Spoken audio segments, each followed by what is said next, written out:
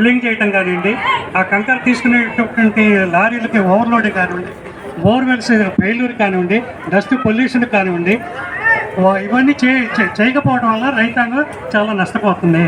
వాటన్నిటిని సక్రమంగా మీరు చేసి మీ అధికారుల యొక్క పయనించేటువంటి అధికారుల యొక్క ఆదేశాలన్నింటినీ భారీ యాజమాన్యాలు ఏనాడు కూడా పాటించలేదు. కాబట్టి ఈ గ్రామంలో ఉన్నటువంటి ప్రతి ఒక్కరు కూడా బాధపడుతున్నారు.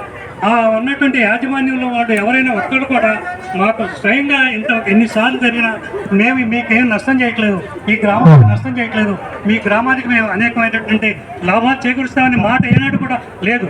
ఆ రోడ్లు కానివ్వండి, డ్రైనేజ్ కానివ్వండి, వాటర్ కానివ్వండి లేక గ్రామం ఎంతో ఇబ్బంది పడుతున్నా మేజర్ పంచాయతీ అయ్యండి అనేక కోట్ల రూపాయల లాభం ఆర్జిస్తున్నా కూడా ఈ గ్రామానికి ఎటువంటి లాభం చేయకపోక నష్టం చేస్తున్నారు. వచ్చేటువంటి దుమ్ము ధూళికి వలన క్వారీయింగ్లో జరగటం వలన అక్కడ కూలీలు కానీ వెళ్ళేటువంటి జనాభాకి కొయ్యటానికి కూడా రైతులు రాక పంటలు వాటికి కూడా ఇప్పటికి కూడా మార్చి ఏప్రిల్ నెలాఖరు వస్తున్నా కూడా చేలో ప్రతి ఉంది, మొక్కజొన్నలు ఉన్నాయి. ఇవన్నీ ఎందుకు ఆగిపోతున్నాయి అంటే దుమ్ము ధూళి వల్ల ఆగిపోతున్నాయి. ఇది అనేక సార్లు మేము మైనింగ్ వాళ్ళు కన్నించుకున్నాం, పొల్యూషన్ బోర్డు వాళ్ళు కన్నించుకున్నాం. కాబట్టి వాళ్ళందరూ చూసి న్యాయంగా ఇవి జరుగుతున్నాయా లేదా దాన్ని మీరు కరెక్ట్గా న్యాయ నిర్ధారణ చేసి ఈ గ్రామానికి న్యాయం చేస్తారని మేము ఆశిస్తున్నాం.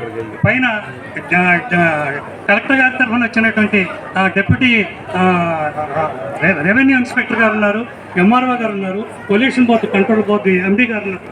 వీళ్ళందరూ కూడా తగిన శ్రద్ధ తీసుకొని వీటన్నిటిని ఆచరించి చేస్తామని మీ అందరికీ అనుకుంటే వాళ్ళు ఆచరించి చూపించిన తర్వాత మీ ప్రజలు మీకు అనుమతిస్తారని చెప్పి మీ ద్వారా విన్నవించుకుంటున్నాం.